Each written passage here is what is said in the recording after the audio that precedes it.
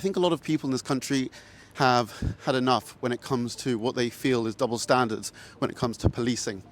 Different groups get treated differently to other groups. I know a lot of people in the Jewish community certainly feel this way. So we're going to go to Scotland Yard and let the police know. We have a little message for them.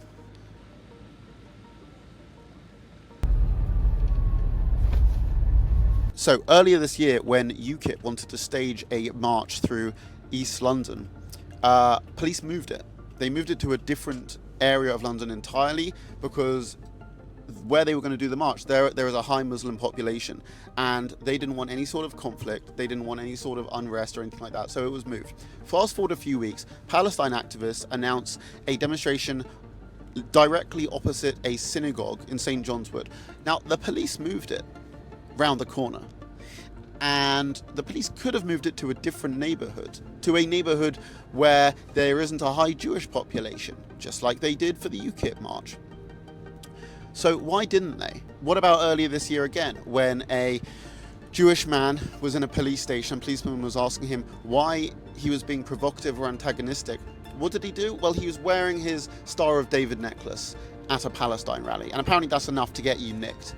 The officers have noted in their statements that they believed that because the Star of David was out and present to people which may take either offence to the presence of it, they felt that that was antagonising the situation further.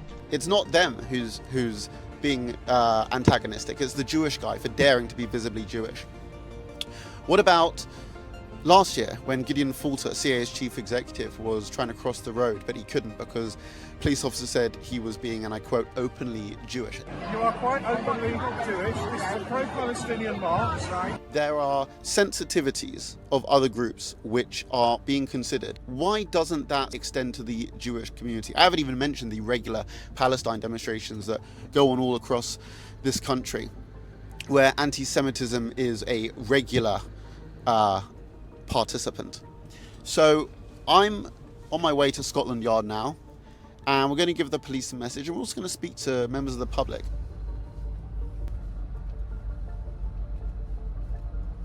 And that guy just gave us a thumbs up.